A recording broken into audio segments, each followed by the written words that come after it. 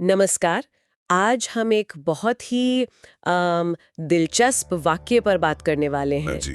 सोचिए, एक बहुत बड़ा संगठन है और उसके जो लीडर हैं वो करीब 20 साल से काम कर रहे हैं, पर उनके पास कोई भरोसेमंद पर्सनल असिस्टेंट ही नहीं है। ये तो बड़ी अजीब बात है ना? जो भी आता है वो अपनी ही धुन में रहता है।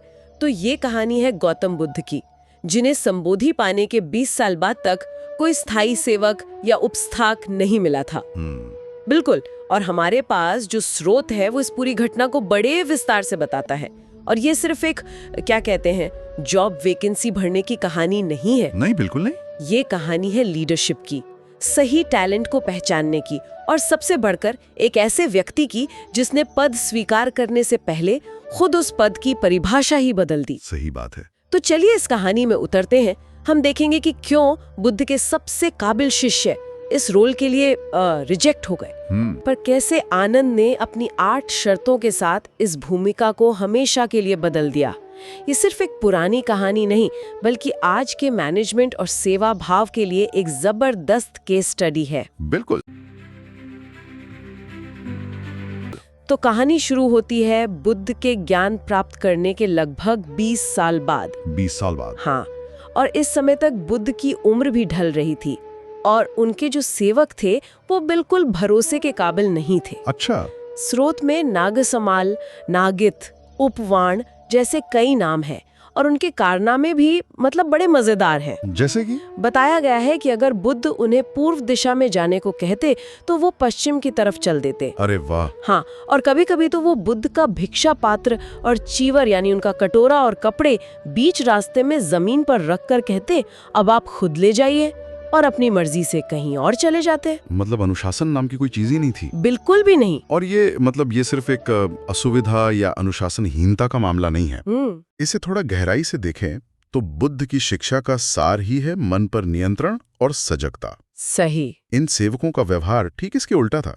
उनका असंयमित मन दिखाता है कि वो बुद्ध के इतने करीब रहने के बावजूद उनकी मूल शिक्षा से कोसों दूर थे। अच्छा। उत्तस्था का पद सिर्फ सामान उठाने का नहीं, बल्कि एक भरोसे और गहरी समझ का पद था। ये लोग उस जिम्मेदारी के लिए एक तरह से आध्यात्मिक रूप से तैयारी नहीं थे। बिल्कुल सही। तो इसी परेशानी के बीच एक दिन बुद्ध भिक्षुओं की सभा में कहते हैं, भिक्षुओं, अब मैं बूढ़ा हो चला हूँ, मेरे लिए एक स्थायी और भरोसेमंद उपस्थाक चुनो। ये सुनते ही पूरे संघ में एक हलचल मच जाती है। सबको लगता है कि हाँ, ये तो बहुत जरूरी काम है। स्रोत में इसे धर्म संवेग कहा गया है, एक तरह की आध्यात्मिक अर्जेंसी। हाँ, और सबसे पहले कौन उठता है? आयुष्मान सारिपुत्र, धर्म सेनापति सारिपुत्र जी। ये कोई छोटे मोटे भिक्षु नहीं थे, बुद्ध के सबसे प्रज्ञावान शिष्य। वो खड़े होते हैं और कहते हैं, भंते, मैं आपकी सेवा करूंगा। मैंने इस पद के लिए 1 लाख कल्पों तक पारमिताओं को पूरा किया है। उनका दावा बहुत मजबूत था। बहुत मजबूत। ये कहानी का एक बहुत ही नाटकीय मोड़ है। हाँ। अगर आज के कॉर्पोरेट वर्ल्ड के हिसाब से देखें तो ये ऐसा है जैसे आपका सबसे ब्रिलियंट सीटीओ कह रहा हो कि मैं सीईओ का पर्सनल असिस्टेंट बनूंगा। हाँ, कोई भी कहेगा अरे वाह, इनसे बेहतर कौन होगा। बिल्कुल। लेकिन बुद्ध का जवाब हैरान करने वाला है। क्या कहते हैं वो? सारेपुत्र से कहते हैं, सारेपुत्र, बस करो, तुम्हारी जरूरत यहाँ नहीं है। अच्छा। तुम जिस दिशा में जाते हो वहां धर्म का प्रकाश फैलता है। तुम्हारे उपदेश बुद्धम के उपदेश जैसे हैं। मतलब वो उनका अपमान नहीं कर रहे? नहीं, बिल्कुल नहीं, बल्कि उनके असली मूल्य को पहचान रहे हैं। वो कह रहे हैं कि तुम्हारा सबसे बड़ा योगदान एक टीचर के रूप में है, एक निजी सेवक के रूप में नहीं। वाह, ये तो टैलेंट मैनेजमेंट का एक बेहतरीन सबक है। बिल्कुल। आप अपने सबसे अच्छे सॉफ्टवेयर डेवलपर को मैनेजर बनाकर बर्बाद कर देते हैं जी। क्योंकि उसकी असली स्किल कोडिंग है, लोगों को मैनेज करना नहीं। बुद्ध ये बात 2500 साल पहले समझ गए थे। सही काम। और यही बात उन्होंने महामोगल्लान के साथ की, जो अपनी चमत्कारी शक्तियों के लिए जाने जाते थे। बुद्ध ने उन्हें भी मना कर दिया। उन्हें भी मना कर दिया। हाँ, एक एक करके लगभग 80 महाश्रावकों मतलब टॉप डिसाइपल्स ने अपनी इच्छा जताई और बुद्ध ने सबको उनकी खासियतों का हवाला देते हुए मना कर दिया। वो एक तरह से कह रहे थे कि आप सब अपनी अपनी फील्ड में एक्सपर्ट हैं और वहीं आपकी सबसे ज्यादा जरूरत है। बिल्कुल। तो जब ये सारे बड़े बड़े दिग्गज रिजेक्ट हो गए, तब सबका ध्यान एक ऐसे भिक्षु पर गया जो पूरी सभा में चुपचाप बैठा था। आयुष्मान आनंद। हाँ, आयुष्मान आनंद वो बुद्ध के चचेरे भाई भी थे। तो बाकी भिक्षुओं ने कहने लगे, अरे आनंद, तुम क्यों नहीं याचना करते, मौका हाथ से निकल जाएगा। उन्हें उकसाने लगे। हाँ, लेकिन आनंद का जवाब उन सब से बिल्कुल अलग था। उन्होंने कहा, मांग कर मिला हुआ पद कैसा होगा? क्या बात है। अगर शास्ता यानी मेरे गुरु को मेरी सेवा ठीक लगेगी तो वे खुद ही कहेंगे। और ये इस कहानी का टर्निंग पॉइंट है। सही। आनंद का ये जवाब उनकी गहरी समझ और विनम्रता को दिखाता है।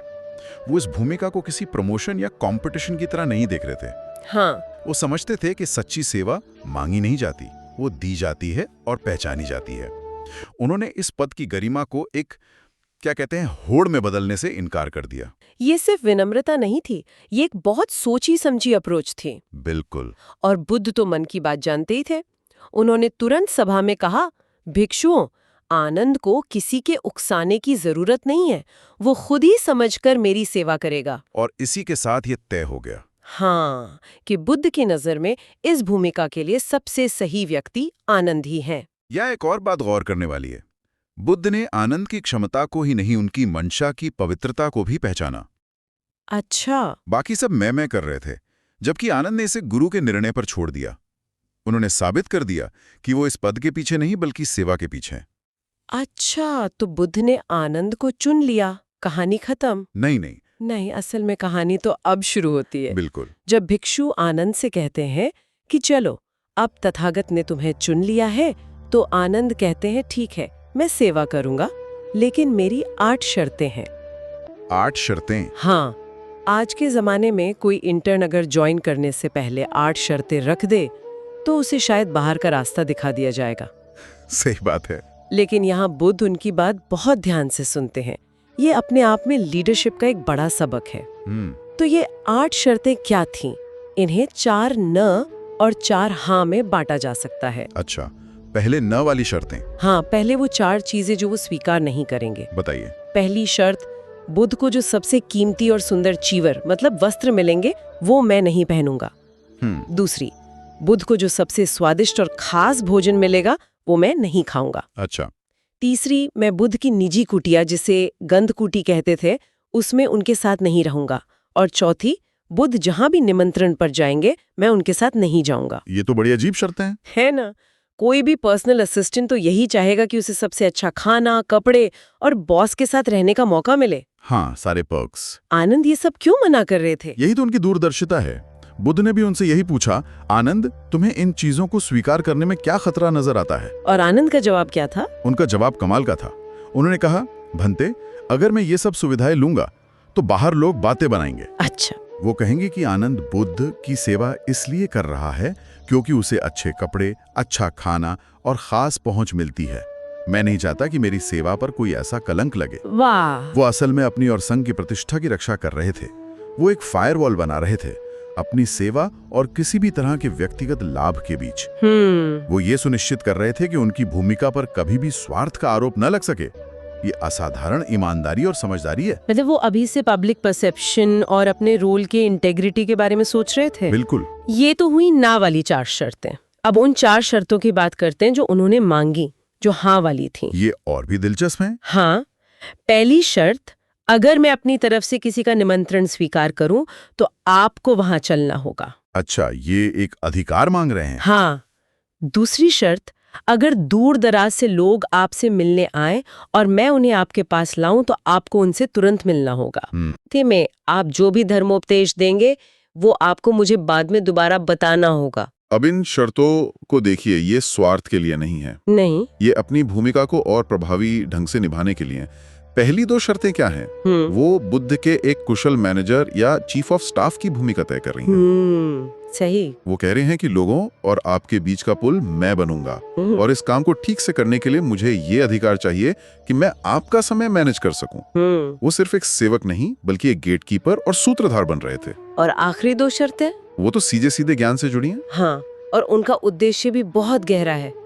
जब बुद्ध ने पूछा कि इनमें तुम्हें क्या लाभ दिखता है तो आनंद ने तीसरी शर्त के लिए कहा, अगर मैं अपनी शंकाओं का समाधान समय पर नहीं कर पाया तो मैं दूसरों की मदद कैसे करूंगा। वाह। और चौथी शर्त के लिए उनका तर्क सबसे मजबूत था। हाँ, उन्होंने कहा था कि अगर कोई मुझसे पूछेगा कि भगवान ने फलाना उपदेश कब, कहाँ और किसके लिए दिया था और अगर मुझे पता ही नहीं होगा क्योंकि मैं उस समय वहां नहीं था, तो लोग क्या कहेंगे? क्या कहेंगे? वो कहेंगे ये कैसा सेवक है जो दिन रात छाया की तरह साथ रहता है और इसे इतनी सी बात भी नहीं पता। बिल्कुल, यहीं पर उनका असली मकसद सामने आता है। वो सिर्फ एक पर्सनल असिस्टेंट नहीं बनना चाहते थे, वो धर्म भंडारिक बनना चाहते थे, यानी धर्म के खजाने का रखवाला। धर्म के खजाने का रखवाला, वाह। वो जानते थे कि भविष्य में बुद्ध की शिक्षाओं को सहेजने और संरक्षित करने की जिम्मेदारी उन पर आ सकती है। और सच में इसी चौथी शर्त की वजह से वो बुद्ध के हजारों उपदेशों को शब्दशः याद रख पाए। अच्छा, इसी शर्त की वजह से? हाँ, बाद में बुद्ध के महापरिनिर्वाण के बाद जब पहली बौद्ध संगति हुई तो आनंद ने ही सारे सुत्तों का पाठ किया। अगर उन्होंने ये शर्त ना रखी होती तो शायद बौद्ध धर्म का इतना विशाल साहित्य आज हमारे पास नहीं होता। तो मतलब उन्हें सिर्फ वर्तमान की सेवा के बारे में नहीं सोचा, बल्कि भविष्य के लिए एक बहुत बड़ी नींव भी रखती। बिल्कुल। उन्होंने एक सेवा के पद को ज्ञान के संरक्षण की सबसे बड़ी जिम्मेदारी में बदल दिया। सही कहा। उन्होंने उस भूमिका को स्वीकार नहीं किया जो उन्हें दी जा रही थी, उन्होंने उस भूमिका को फिर से परिभाषित किया जो वो निभाना चाहते थे। ये किसी भी प्रोफेशनल के लिए एक बहुत बड़ा सबक है। बहुत बड़ा। आप सिर्फ एक जॉब टाइटल नहीं लेते, आप उस भूमिका को अपनी समझ और विजन से आकार देते हैं। तो इस पूरी कहानी का सार क्या है? बुद्ध और आनंद की ये कहानी सिर्फ एक सहायक की नियुक्ति के बारे में नहीं है। नहीं, ये निस्वार्थ सेवा की प्रकृति, दूरदर्शिता और शुरू से ही स्पष्ट अपेक्षाएं तय करने के महत्व को दर्शाती है। आनंद ने दिखाया कि सच्ची सेवा व्यक्तिगत लाभ से परे होती है। और एक लीडर ने यानी बुद्ध ने दिखाया कि सही व्यक्ति को न केवल चुनना बल्कि उसकी शर्तों को सुनना और समझना भी जरूरी है। अंत में एक विचार छोड़कर जाता हूँ। जी बताइए। स्रोत में एक जगह जिक्र आता है कि आनंद ने उपस्थाक बनने की ये इच्छा कई जन्मों पहले पदुमत्तर बुद्ध के समय में की थी। अच्छा। ये हमें सोचने पर मजबूर करता है। जो हम किसी भूमिका के लिए किसी को परफेक्ट फिट पाते हैं, तो क्या वो सिर्फ एक संयोग होता है या उसके पीछे एक बहुत लंबी, लगभग अदृश्य तैयारी और सालों की आकांक्षा की यात्रा होती है? किसी भी फील्ड में महारत हासिल करना, क्या वो महज एक पल का फैसला है या एक गहरी लंबी साधना का नतीजा जिसे शायद दुनिया देख भी नहीं पाती?